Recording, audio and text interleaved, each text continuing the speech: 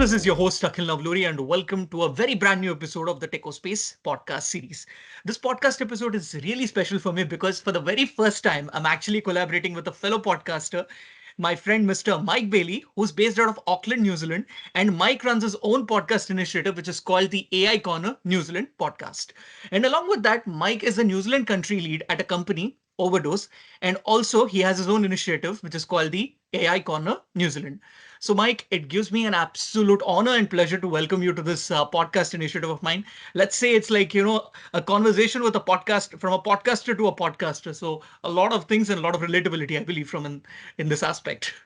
I appreciate you having me, Akil. It is funny being on the other side of the screen. So yeah, looking forward to the conversation.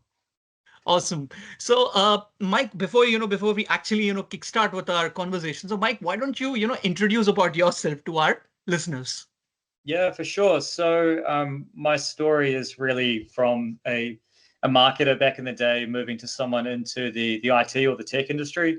And I suppose my story really began from working in the milk industry of all places at a place called Fonterra, which is a large dairy ingredients provider out of New Zealand. And since the early days when I was young, I really wanted to work in startups and I wanted to work with technology. I wanted to work with mobile, social media, internet, etc. So I used to run a couple of, I guess, side hustles or small businesses, possibly illegal back in the day at high school, like selling things on online equivalents of eBay. There's a company called Trade Me in New Zealand, which is like eBay in the country.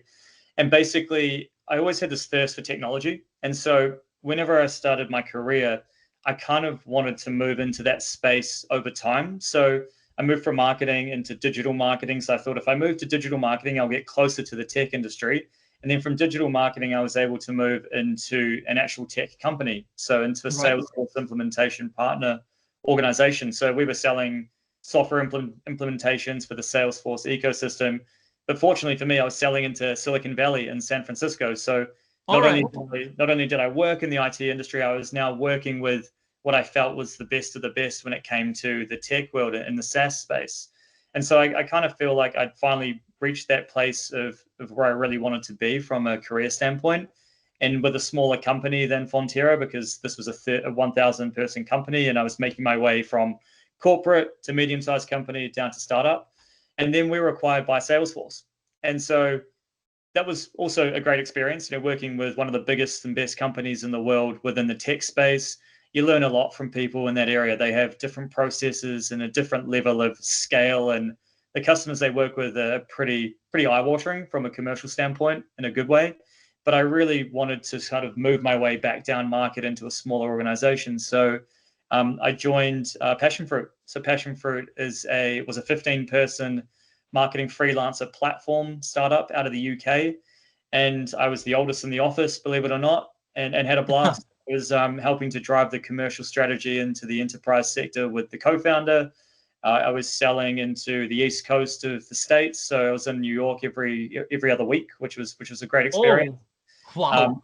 So yeah, I had a lot of fun working in the IT and the tech space over in the Northern Hemisphere.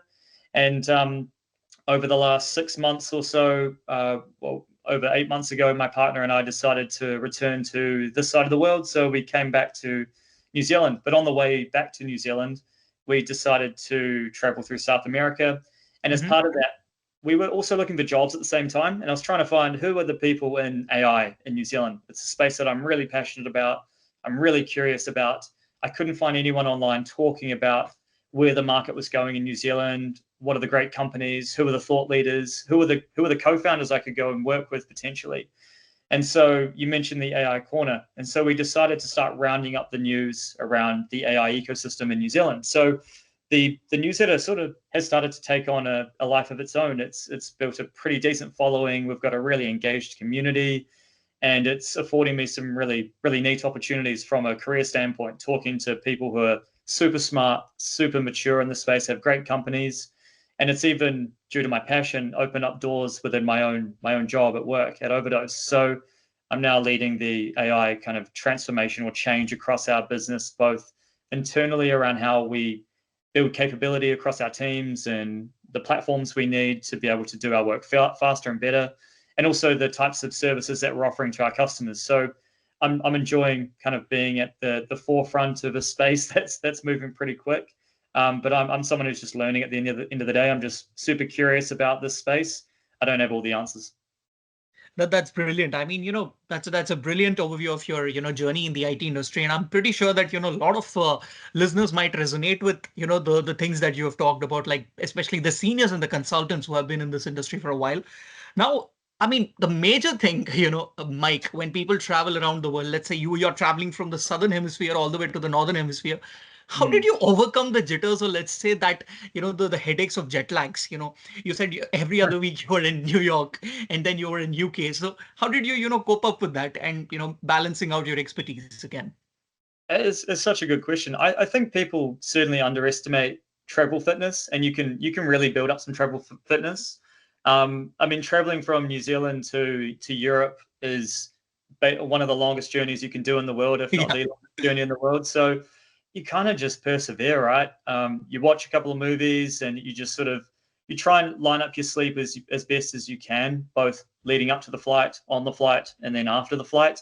Um, my wife and I are potentially a little bit psycho or mad in a way. Like we actually like doing very long layovers in cities, like 8 or 9 hour layovers when we used to go through China or through the States or somewhere.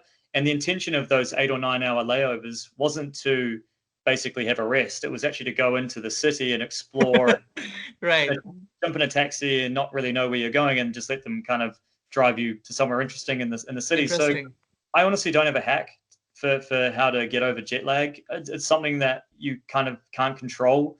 That you'll hit a Yeah. point in the evening, and it's probably 3 or 4 p.m. in the afternoon sometimes, where you Yeah. just cannot control your sleep, and you collapse.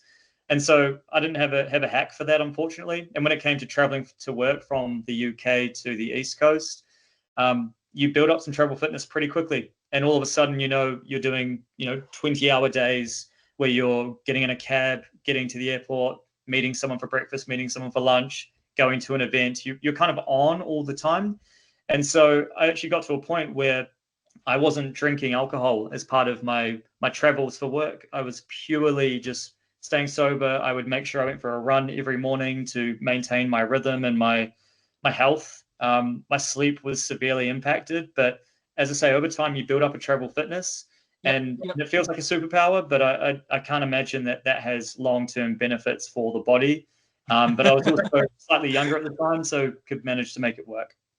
That's an amazing piece of advice, or let's say inspiration for me. And I mean, yeah, even when I came from India to Australia for a few days, I was having the jet lag, but now I picked up and I'm like, okay, I'm pretty good now. Yeah, I think you can certainly give yourself a false sense of recovery as well when it comes to jet lag. But this, as simple as it sounds, like good sleep, getting some exercise, resting the Right. brain, super important. Yeah. Um, Yeah. those red eye flights from one part of the states to the other or cross continent, they kill you over time. It's pretty brutal on the Absolutely. body. Absolutely. I mean that's a true word on that. Now, we were just talking about your journey in the IT industry, Mike. Now, Mike, I'm pretty interested to know about this. Like, would you like to, give me an overview about your initiative, the AI Corner New Zealand?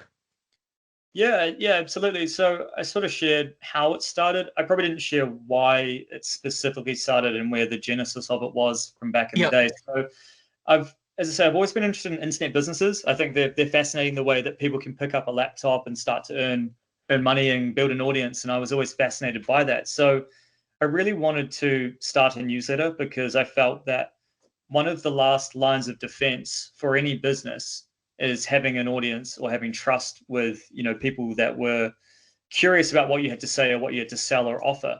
And so I figured that if I could build an audience, then that's a great way to have access to a community, which means that when you start to build a business over time, you can then sell to people who already trust you. That was sort of the longer term plan. That wasn't necessarily the Exactly. That's a intention very to good get thing. into Yeah. it. And having seen the success of different newsletters in the States in particular, there are media businesses over there like the Milk Road, Morning Brew, the Hustle, which were selling for millions of dollars. And so that as a future prospect was also really enticing. So the combination of wanting to have access to an audience or a community, potential for financial gain in the long term, and building a platform to build a business was more interesting. But then combining that with I enjoy living and breathing this technology. I don't mind sharing my opinion online. It's a muscle I built through my previous company at Passion Fruit. The founder, I have a lot to thank him for, was very encouraging of us sharing on LinkedIn. So I figured I have some of these skill sets and some of the interest areas to combine those into building out the AI corner. And I suppose the reason for really doubling down in the space is that AI is on a tear. We're in a hype cycle that's irrefutable, but we're early potentially in a long term hype cycle. So this is, Right. broadly speaking, it is changing the way we do business, the way we live, the way we interact with technology, Exactly. how we find meaning in the way that we as humans engage with our surroundings and the environment. And so I feel lucky to be able to talk about it with people, talk to people like yourself about this type of space. But ultimately, I'm looking to build a community or a media property in some way, shape, or form to ensure that New Zealand really starts to catch up in this space. That was the intent at the beginning, to drive adoption and to drive literacy of AI in this space. And so, if I can play a small part in terms of sharing the great use cases that people are building out in New Zealand to help spotlight people that are doing awesome stuff in this space, and give us as a country a fighting chance of actually improving our productivity and growing our economy through creating more noise or more engagement around this really powerful technology in the best of ways, then that's kind of the driving force at the end of the day. The concept of starting a business and potential financial gain and building a bit of brand, those are all fantastic. They definitely are secondary to finding a purpose around building this as a property that actually makes a difference, I suppose, which as a younger guy in my 20s, I didn't really think about wanting to make a difference in the world. I wanted to do something game changing. And I suppose this has probably turned into part purpose led in a weird way without really intending it to be so, but also hopefully becoming a bit of a game changing unit of value in my own personal life as well. That's amazing, Mikey. That's a very good initiative, and I'm pretty sure that people will pick up the understanding about AI. I mean, in the further run. Now, I just want to go back in time for you, especially. That like when you started your initiative, like who was the first business, or let's say who was the first company that you collaborated with? Do you have the let's say the recollection about that, or do you remember the instances when that collaboration transpired? This is for the AI corner, you mean? Yep, exactly. Oh, that's a good question. I suppose the collaboration opportunities have only really come about from when the podcast started. And what I mean by that is we decided to start the podcast to have a different conversation with people, to have a longer conversation, and also to create more content to drive the growth of the newsletter and spread the good word of AI. And through that, I had some conversations with some really smart thought leaders in the AI space in New Zealand, one of them being the CEO of AutoHive. So AutoHive is an AI platform in New Zealand, one of the very few AI platforms in New Zealand, I might add, with a guy called JD Trask. And so JD is a really smart guy. We see the world in a very similar way with where this is all going and the opportunity for where this could benefit AI. And JD sort of said, hey, we're really interested in the platform that you're building and the voice you have in this market. It's trustworthy. It comes across as authentic, which gave me a lot of confidence, I suppose. And so through some conversations with them, we've started to form the early stages of a partnership. And I won't go into detail as to what that might be. At the end of the day, I'm not looking to push any one company as part of our collaborations. I want to partner with many great businesses and great people and smart people to share what they do, and I want that to come across as authentically as possible. So if they continue to build out a great platform as I'm seeing and as I'm using, then I'll continue to support them in different ways. I've also been fortunate enough to partner with the University of Canterbury. So coming back to the purpose of the newsletter, that's all around driving adoption and literacy of AI. And they have an AI course which they run different cohorts of across the year. So when David Dempsey reached out and said, hey, we'd love to be featured in some way, or could you help us tell our story about what we're doing from a course perspective, we said, why not? I mean, it aligns with our values, and really enjoyed talking and working with David as well. So we've been really lucky for people to approach us. There have been some new kind of collaborations that are coming up, which I'm really excited to to start to expand into, because it's not just about platform or education, but actually tangible, practical application of the technology. So giving people the Exactly. skills around vibe coding or building automations or thinking about strategy setting and governance, like these are all really important foundations as part of this AI transformation. And Indeed. at the end of the day, AI transformation is actually it's a human transformation. It's a change management process. So Yeah. we're trying to sort of come at it from less of just the technology lens with everything we do, and try to find people who align on those values, that this is a really impactful technology, both from a very positive opportunity standpoint for many people, but also it can be very detrimental to a lot of lives, or people's jobs, I should say, so their well-being. So I suppose we're really conscious that whilst we might be optimistic about this technology, we want to make sure we're collaborating with partners who are also cognizant of the risks to society as well. Exactly. Exactly. That's a very good point. Highlighted here, Mike. Now, Mike, I mean, you just were giving me a hint about your podcast. Now, Mike, I just want to go a little bit deep into that. So, Mike, now let's talk about your podcast initiative, the AI Corner New Zealand, because like on Techo Space podcast, I would like to, take this opportunity of, talking more about your podcast channel as well. Yeah, absolutely. As I say, it was very much born from, we were really enjoying curating the news and the stories from around New Zealand, and we still enjoy that, sharing those with the people. And I suppose what we lacked was, it was a one-way dialogue, right? Because we were receiving the information, we were interpreting the information, and then we were sharing our perspective on the information. And I and as someone who really values networking and building relationships with people, I wanted to build more of a connection to people who were really at the forefront of this space in New Zealand. And New Zealand's a small country, sorry. So it's it's easy in the best of ways to get access to individuals, to have a conversation. People are very approachable and very friendly and very willing to help. So decided to kick off the podcast to really deepen the relationship with, call it, the ecosystem, and with our audience and with people who are movers and shakers in this space. So Yeah. there were lots of people who gave us the time in the early days of the podcast. It's still only 3 months old. I'm talking like this is years ago. Oh, Um, really? Okay. so like we were very fortunate to get access to people, and they were very generous with their time to have a conversation around what they're doing and where the space is all going.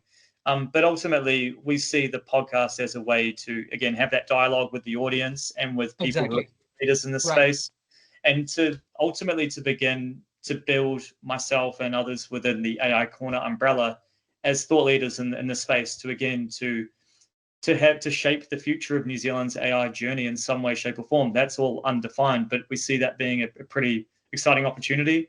And then there's a number of ways we're looking to expand the podcast beyond just a thought leadership conversation, but also starting to look at who are the people within New Zealand's businesses who are driving change with AI. How can we give them a platform? How can we give them a shout out? Because New Zealand's AI journey is very new. The enterprise businesses are just getting on board. So we want to build more awareness across smaller organizations of what the big guys are doing, for example, or to give people who are building with AI, they may not necessarily be thought leaders, but they might be building with an N8N or a Lovable or a Make.com. How can we give them some exposure to the market through them screen sharing a use case they've built? So giving people platforms is kind of the genesis behind the podcast starting, as well as fueling the Exactly. growth with creating short form content and all those other Yeah. tactics that come as a byproduct. But it's been a great way to kind of help to build our presence, and I'm looking forward to doing more of it. Amazing. I mean, I'm actually looking forward to, hearing more from your podcast initiative. Mike, suppose, if we meet, if we ever meet, probably if I ever come over to New Zealand, I would like to talk more about that in person. Absolutely. Yeah, but good to have you. Amazing. So now talking about expansion, Mike. So you were just saying that you're focusing on the New Zealand IT market and the AI market. Now I'm pretty inquisitive to ask you this question. Like, do you feel like you want to expand into Australia and the Pacific regions, like against the Pacific Islands, or let's say the APAC region? Is there a thought about that? It's a really good question. The early intention of the AI Corner was to start the newsletter in New Zealand, and we were intending to move back to Australia rather than to move home to New Zealand. But for various reasons, we decided to set up camp back home. So we Right. wanted to we wanted to pilot the newsletter in New Zealand, and then when we moved to Australia, to begin growing it in Australia. Bigger market, more opportunity, more at the forefront of, just slightly further ahead of New Zealand in terms of that growth. So that's always been on the roadmap. I suppose we have consolidated our focus to just be on New Zealand at the moment for a number of reasons. There's only 2 of us who are working on it at the moment. We don't have a presence in Australia at the moment. There's still a big opportunity in New Zealand to really wrap our arms around, which is exciting as well. I suppose since talking to more and more people in this AI space in New Zealand, they're very interested in what's happening overseas. So there's a very clear opportunity to do more networking and bring more stories from overseas back into the New Zealand market. So I think that will organically happen over time as we get more scale, more confidence. You raise a really interesting point around, do we start to look at other parts of the APAC region? Singapore comes to mind, or the Pacific Islands. That would be really neat. And that sort of aligns to, if we get to a size or a space where we have some scale and some opportunity, then we would love to see how we can benefit those smaller markets and regions, right? Because they're under-resourced, under-capitalized. They don't have the capabilities potentially to the same degree that we do in sort of New Zealand and Australia in particular. Like, how could we play a small part of kind of driving an improvement in the quality of the way they do business or live their lives through helping technology make that better? So it's not, some of those markets aren't necessarily a focal point at the moment, but you've sort of planted an idea in my mind about where we could be taking things.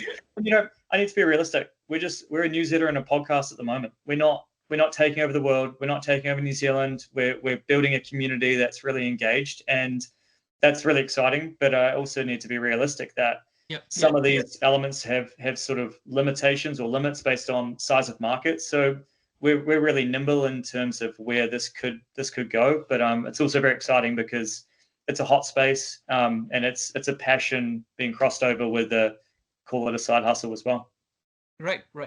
That's amazing, Mike. Suppose, Mike, if you get an opportunity, let's say from the islands of Fiji, and there's a person from the public sector company and he's into AI, would you take the opportunity and have a newsletter collaboration on that? Absolutely. I don't see why. I can't think of any good reason why we wouldn't, and would certainly welcome it. I mean, as I say, there's a big opportunity to help drive adoption and literacy of AI in a country like Fiji, and there's also, it would help us connect with another audience in New Zealand if we were to cross collaborate somehow into the Fijian community here.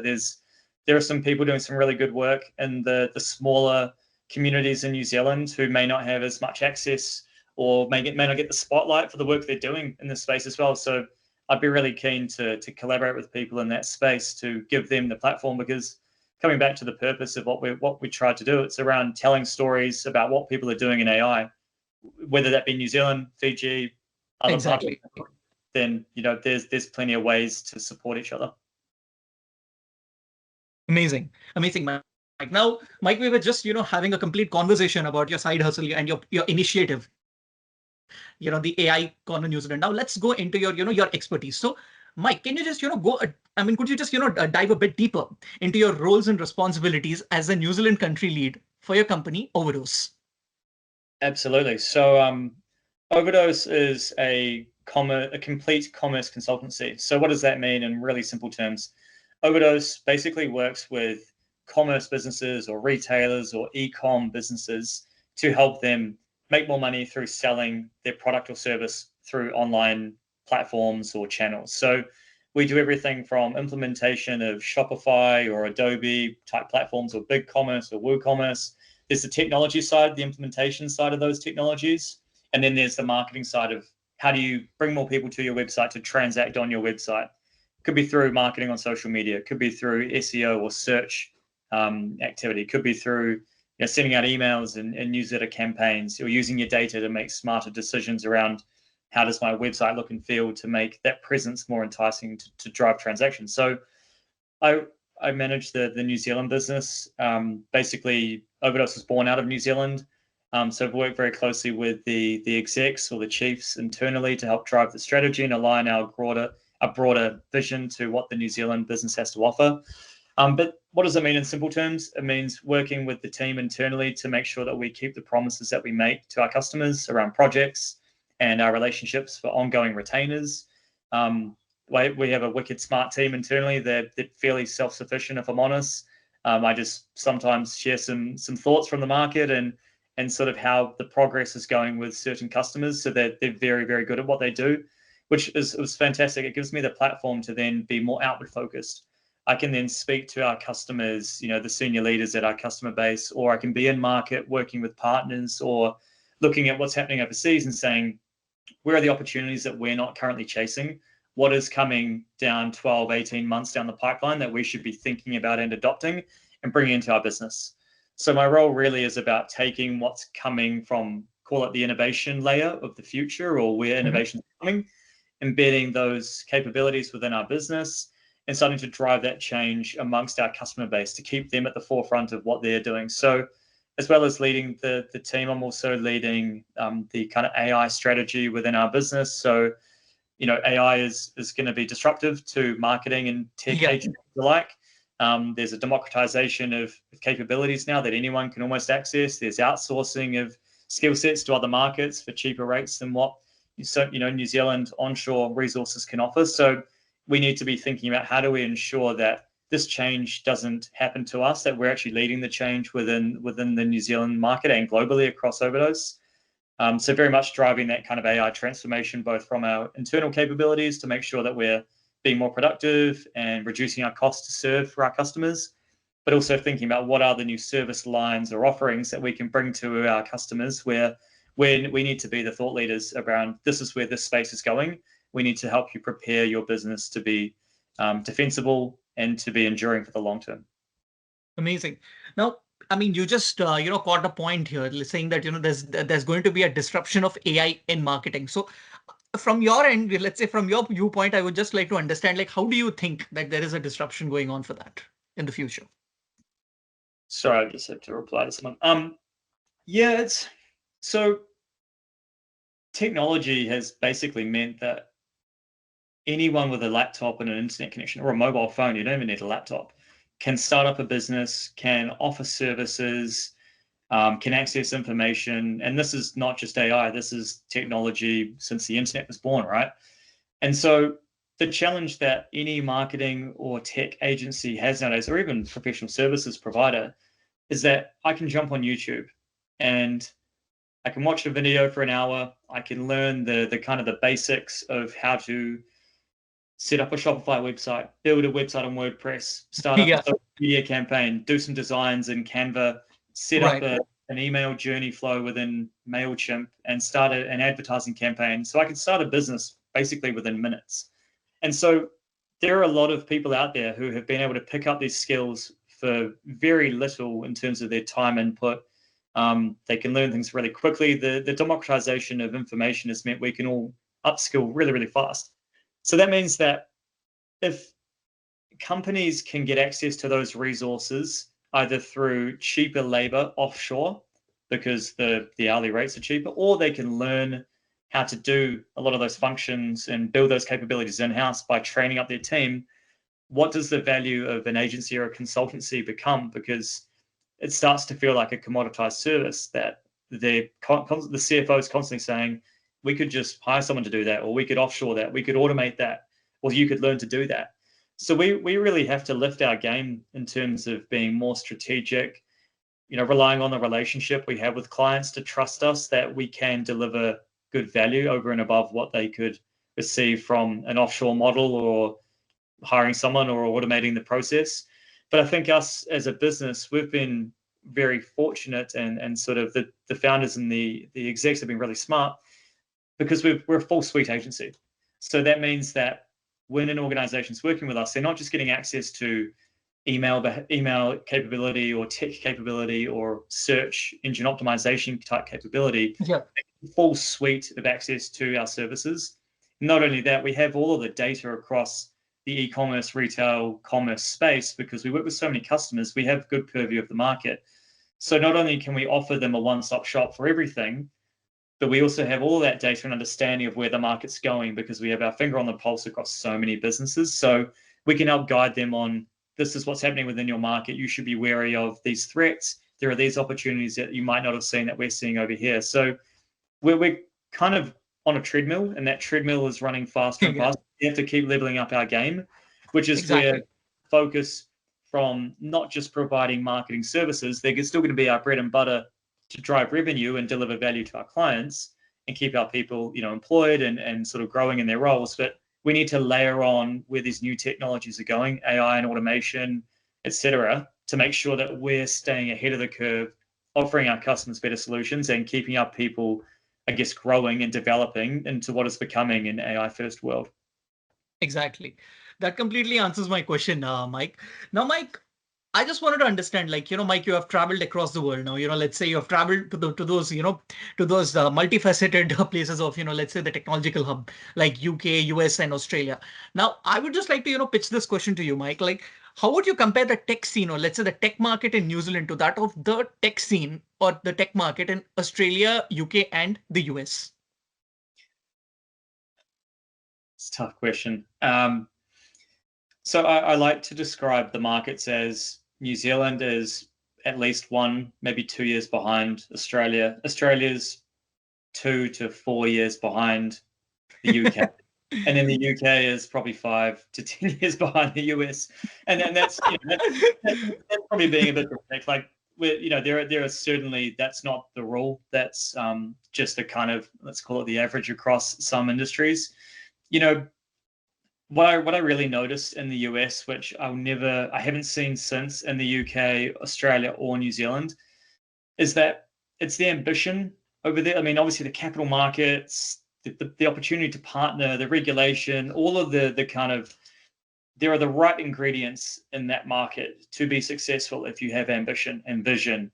And you couple that with the competition layer where the next door neighbor or someone you met at university or college over there is now worth $1 billion or Yeah, has built a business overnight. There is a massive amount of competition that really drives and fosters innovation over there that is just unparalleled to what we see over in the other markets. And so we just don't have that same scale. We don't have that same vision and ambition. And that can be both a fault and a benefit, because there is a real dog eat dog world in the US with some of the companies and the way that people treat each other within their own teams, because everyone's trying to climb that ladder as quick as possible or trying to become the guy, whatever it might be, as quick as possible, which creates, a pretty toxic environment in some way, shape, or form. And then I suppose the converse benefit of, say, New Zealand or Australia, where we're a bit more kind of laid back and we're less worried about being as out there and being the top person at the top of the food chain, as you might see in America, is that we can hopefully kind of raise the floor of the general tech startup or worker lifestyle, so to speak, in a funny way. Like, we all kind of get to a space where, okay, you kind of get to a level of success, or you reach your goals or objectives and go, you know what, this is where I need to be. I can have a pretty good lifestyle now. I've got my house. I might have an extra property. might be able to go on holiday. Like, I've achieved something great.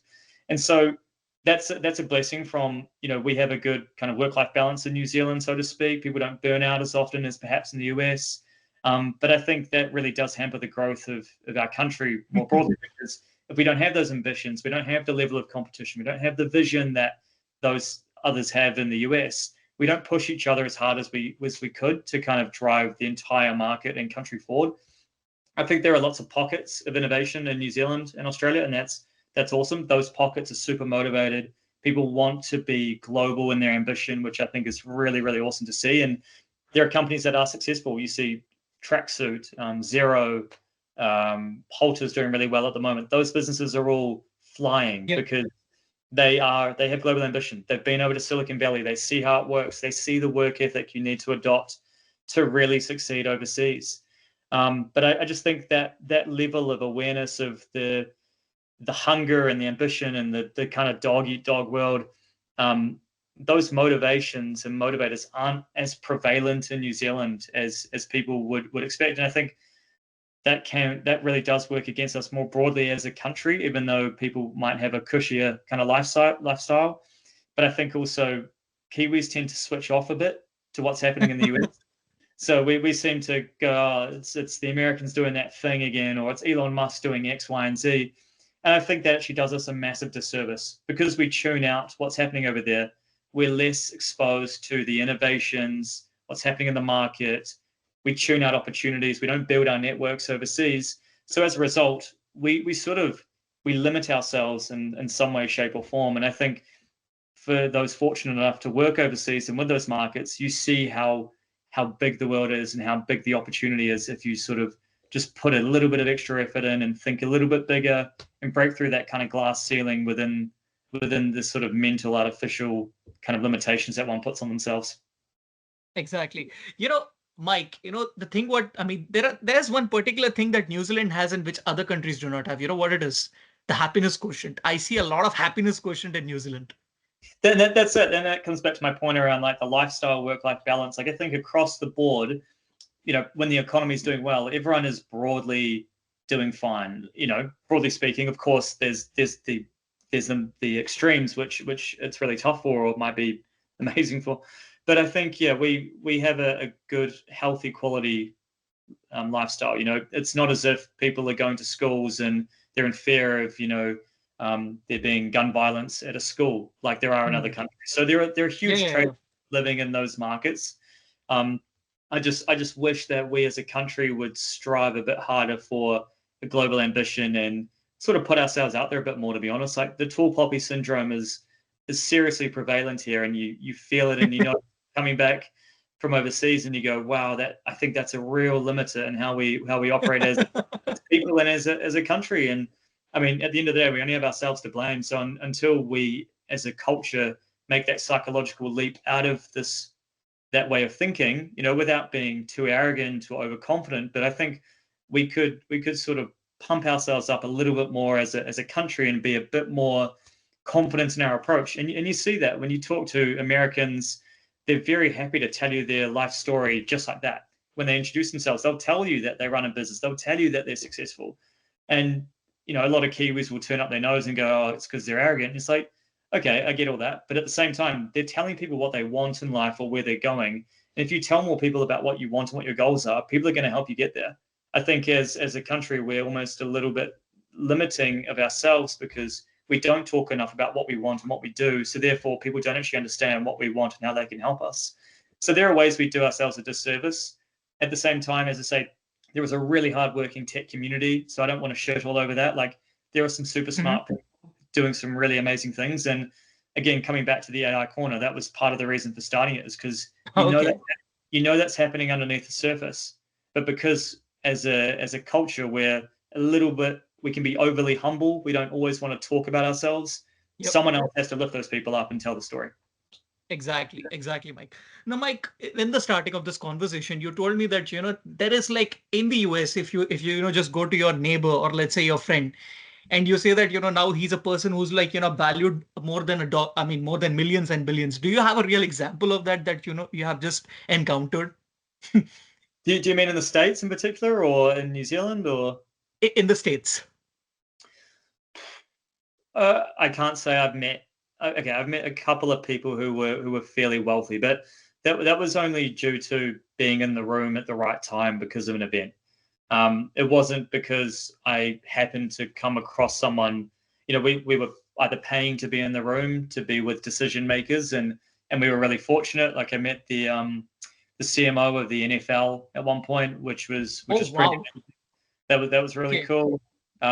Met a couple of Formula One drivers at an event. Like those those are pretty amazing opportunities. But again, that wouldn't have happened unless I'd taken the leap to go to the UK, join a startup, and even getting on the plane sometimes to go to the US was terrifying. I mean, you hear stories about working with people in New York and the Mhm. egos and that they're very hard with the way they do business, but at the end of the day, they're just people. Like everyone puts their pants on the same way every day, every morning. Um, but yeah, I think there is a broader surface area of those kinds of people in the States. You're more likely to run into them if you are operating in certain circles or fortunate enough to. And I met a couple, which was cool. I suppose it didn't necessarily change my outlook on life. I didn't aspire any more or less to be like them or to have the as many zeros in my bank account as them at the same time. They were really, I think the main thing I took away from a lot of the people I met who were in those positions of power was they were treating everybody the same. So they would treat the bartender with respect. They would treat the bellhop at a hotel with respect. They would talk to someone like myself, who I'm just some random guy with a random accent in New York at that time. So I think I took away from them just to treat everybody like they're an equal at the end of the day. And so a lot of those preconceived notions that people have around wealthy people or billionaires, I think, are largely unfounded, to be honest. Exactly. Mike, the problem is everything is stereotyped nowadays, about a particular country or a particular city. It's end of the day, you just have to experience it for yourself, and then you need to, judge on that. But social media has just made it really, really messy, and that's how it is. Yeah, I think you're exactly right, and it's natural human behavior to try and box people in to say this person's wealthy, they're probably an asshole, or this person is that, and they're probably like that. And I think that's just the human shortcut to making decisions and judging people. But and we as humans, right? You've kind of just got to be more conscious with the way you think in general. Otherwise, if you're always reacting to situations, then life is you're just going to be reacting to life. You want to be more proactive and thoughtful around how you come across and more considered. I mean, at the end of the day, it's that whole concept of do you want to be more interesting or be interested? And I think Interesting. Exactly. Yeah. like it's like when you're talking to someone, the best part is to be interested rather than interesting. Yep. Because if you just get people talking and you can get them telling you their story, they're going to come away from that conversation. Even if you told them nothing, they're going to go, "He was really nice," or "She was really considerate and thoughtful," And so, to that point of stereotyping, I think the more we can just be curious and more interested, in people, it's only going to benefit us in different ways. Like if you're the one talking all the time, then you're just telling your story. You're not actually learning anything. So I think, playing a bit more of the kind of verbal tennis where everyone's having a conversation rather than just sort of talking and telling, then we'll all kind of come out with richer experiences. Exactly. Exactly. Now, Mike, from your end, I'm pretty keen to understand this. Like, what is your take on digital transformation in AI, especially in the New Zealand business landscape? You'd think I have a really good perspective on it, but I'd say it's still developing or evolving.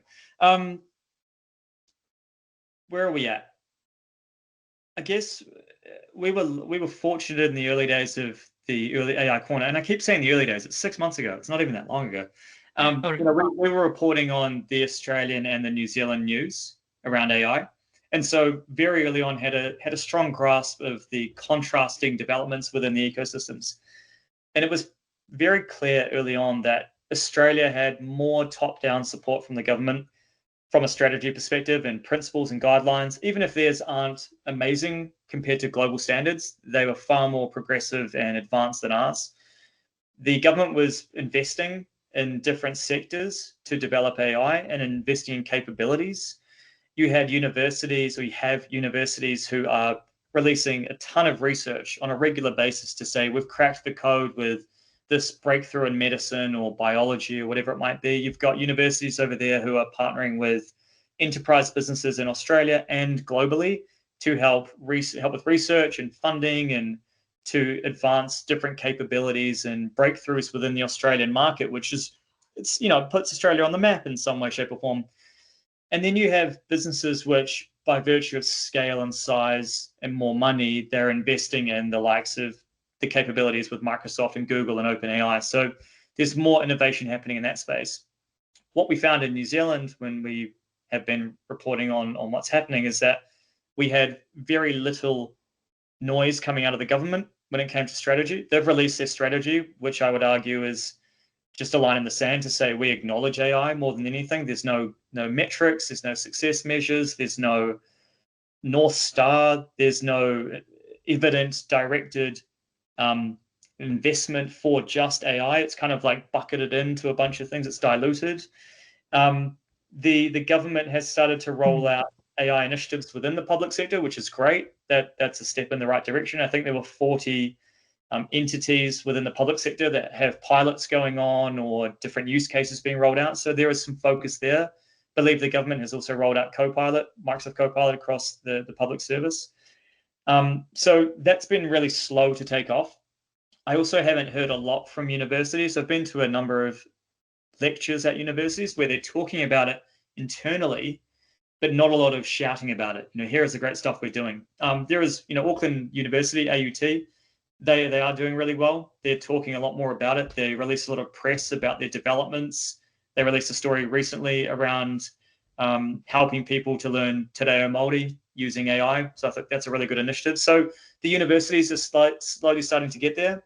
And then from the commercial or the private sector, you've got the biggest companies in New Zealand. Naturally, they get access to Microsoft and Google and OpenAI. They all want to work with Fonterra and Spark in New Zealand, which is great. So all of the innovations and cutting edge activity go to those big players, which is good. We need that. They need to lead from the front as big businesses, and the CEOs need to be talking about it. But it's the 97% or the rest of the country which is really going to fall behind as a result, because they won't get the time and attention of Microsoft and Google and OpenAI. We don't have a government that's rolling out enablement and capabilities of AI across small businesses or the people in some way, shape, or form. We've still got people who bury their heads in the sand about innovation coming out of the US, as I mentioned earlier. So AI is still quite foreign to them. There are people who have never heard of ChatGPT. So as a population, and this is me taking myself out of my bubble, I'm very cognizant that we're aware of AI in some ways. We don't understand the true potential of it. We're still talking about ChatGPT usage being adoption, whereas that is barely even scratching the surface. So we've got a long way to go as a country when it comes to AI proliferation and what we do. And that needs to be led from the government, from the top, from people who have a growing or small voice in this space, from business leaders encouraging others to at least try the technology. We, of course, need to make sure all the guardrails and parameters are in place, and the right guidance on how to use this technology safely should be discussed. But we as a collective need to change our perspective on its potential, considering New Zealand as a country has a productivity issue. And unfortunately, productivity as a metric compared to other countries, we're going to continue to fall down that ladder if we don't shift ourselves from being solely or primarily reliant on physical exports to more of a services-based economy. And that's where AI can really enable us as a small country with a technology that democratizes access to different capabilities to be able to do more faster and bigger at the same time. That's amazing. I mean, I just completely get the picture about it, or let's say the hierarchy of AI. That's how it is taking over New Zealand. Now, I'm aware of this fact. Since my childhood, I've heard about it that New Zealand is completely into dairy farming and dairy production. Now, if I would just like to ask you this question, do you think that the dairy farming, or let's say the dairy farming industry, would adapt to AI, or let's say the farmers using AI in some way or the other, where they have to make some calculations about their stock, or let's say about the number of let's say the cows that they have to herd? Like, is there any kind of opportunity in that space? Do you see that's going to happen? It's a really good question. I would say that there is also probably a perception in the broader market, whether that be in New Zealand or not, that the dairy industry will be slow to adopt AI or technology.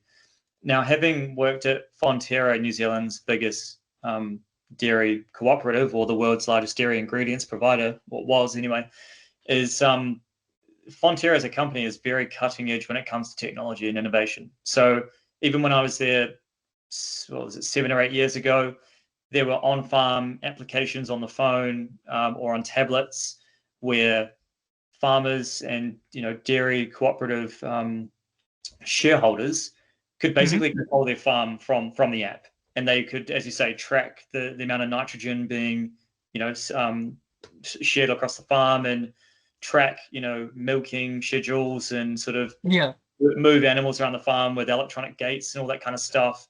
There's a ton of innovation at the Research and Development Centre that's going on. So technology has always been in the blood within Fonterra. Even though I'm a technologist, it just wasn't the company for me, so I decided to move on.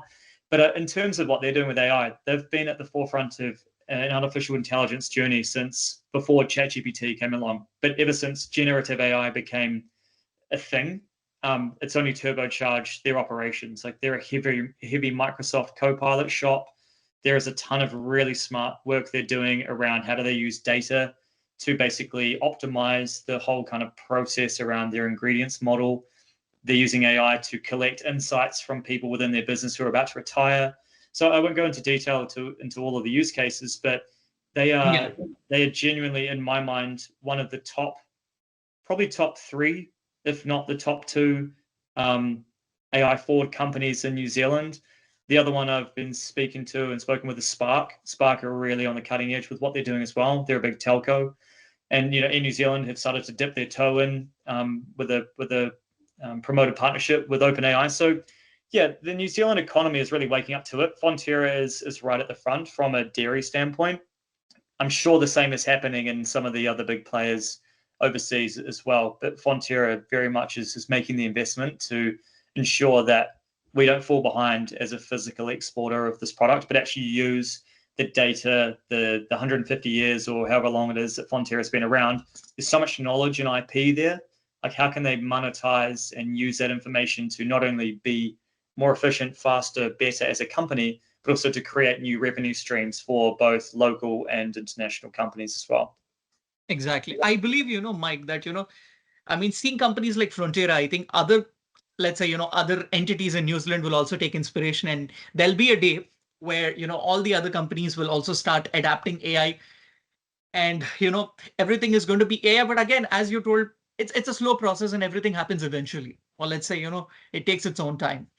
Yeah, absolutely right. And coming back to that point, like, this is a change management process, this AI transformation across societies. And Fonterra has, what is it, 10,000 employees or 20,000 employees? I think it is. Like, we talk about moving the Titanic. Let's talk about moving like 15 Titanics.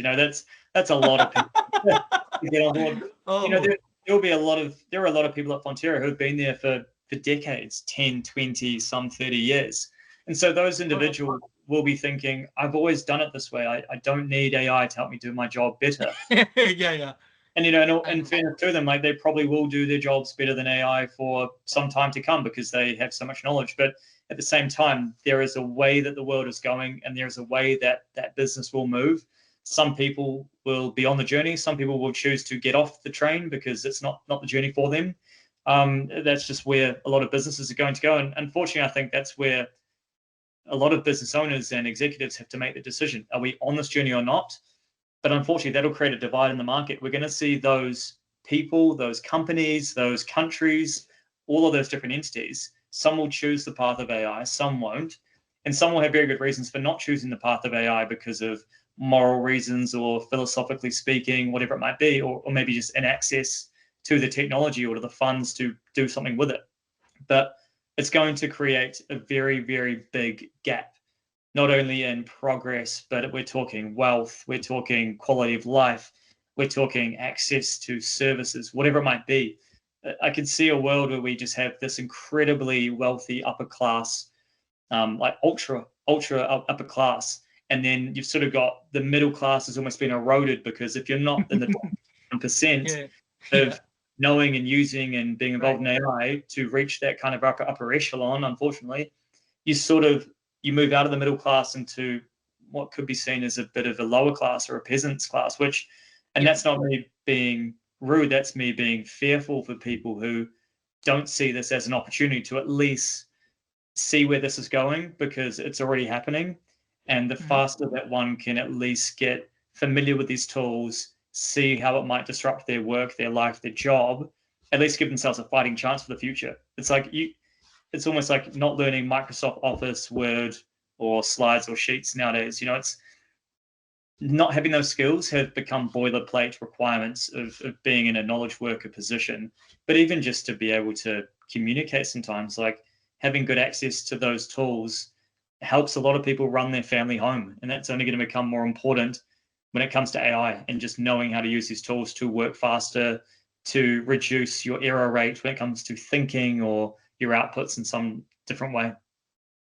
That's a true point, Mike. So, Mike, before we actually, conclude our podcast session now, Let's Mm. take a lighter route in the form of a rapid fire round. All this while we were just talking about, the New Zealand digital transformation, the tech scene in New Zealand. We were talking about your tenure, your initiative. Now let's talk about your likes and interests. Nothing technical this time, but your likes and interests in the form of a rapid fire round. All right. So the first question to you in this rapid fire round, Mike. So what's your favorite sports team? Ooh, the All Blacks. The All Blacks rugby team, you mean? The All Blacks, and then close second would be the Black Caps. All The right, the cricket. cricket team. Yeah. Okay, okay. So since the question has on cricket has come up, so I would take this opportunity to ask you this question: like, who's your favorite New Zealander cricketer of all time? Oh, I mean, Brendan McCullum always comes to mind. Okay, Big fan of Kane Williamson. Yeah, B-Mac. He'd be up there. BMAC. And who's your favorite Indian cricketer? Ooh. Oh, big fan of VVS Luxman. He was the man back in the day. So I was a really big fan of the 90s cricket teams. So VVS Luxman, Sachin Tendulkar, Rahul Dravid, Ganguly. Oh, they were just an A-class team. Them against the Australians was epic. Was bizarre actually. I still remember the 2003 World Cup, and it just feels like it's like yesterday for me because we lost the final against Australia. Oh, And was it Ricky Ponting got 156 or whatever it might have been? ex Yeah. exactly, that was the game. And Sachin was, I think, let's say, caught by the fastest Australian bowler back then. Oh yeah. Gosh, that was a great final, and those were great teams. Yeah, I mean, I'm really surprised by the choice of VVS Lakshman. He's a very good player, and he comes from the same city where I'm actually from in India. Oh, amazing! Yeah, I think there was something about the top order, the top six batsmen that you used to have, and they were just super solid when it came to Test cricket. Like Rahul Dravid could bat for 200 balls and make 10 runs. Luxman was also just an amazing sort of 5 or 6 in the order, or number 4. But Yeah, yeah, and even players like Yuvraj Singh when he came in, he was another great player too. exactly. I mean, that was a huge, that was a golden generation of players. But now the cricket team is good now, but that team was something else. Absolutely. Yeah. All right. So heading on for the next question, like, what's your favorite Indian food that you like to always have? Butter chicken. Butter chicken. Yeah. Okay. Super basic, but you can't go wrong. And I think butter chicken in New Zealand is very different, as you may or may not know, to butter Really? chicken, yeah, and butter chicken in the UK as well. The New Zealand butter chicken's it's much sweeter, whereas Okay. the butter chicken that I had in India, I don't think it was called butter chicken in India. I can't recall, but it was much more kind of nutty or like coconutty. Oh, okay, okay. I mean, it's made with the coconut paste, or let's say with the coconut gravy. There you go. There you go. So yeah, we've got there's some unique recipe over here, but yeah, that a few nostalgic evenings eating a butter chicken. All right, perfect. Now, I'm keen to understand this. Like, what was the last movie that you have watched? Oh gosh, I think this is probably going to tell you enough about my personality. I haven't watched a movie or a TV series in probably 6 or 7 months, and that purely comes down to this focus on the AI corner and trying to build something. All right, So pass. I couldn't tell you. I'm all sorry. right. Edit this off. I'll edit this off. Okay. What's your favorite holiday destination? Ooh, oh gosh, these are good questions. I tell you that. Um, I mean, I love going. Love going down to Wanaka in New Zealand, down in Central Otago, down to Queenstown, Wanaka. They're definitely highlights, but also cannot beat the Greek islands. I mean, you feel like you're in paradise when you're walking around that space on a Okay. just eating the kebabs. I forget what they call them right now. But it's, yeah, just an amazing lifestyle that they have over there. Awesome. Awesome. Now, the final question to you, like, what's your favorite musical band of all time? Ooh, Metallica, Red Hot Chili Peppers, System of a Down, or Tool. I'd say Metallica. Okay. Yeah. That's amazing.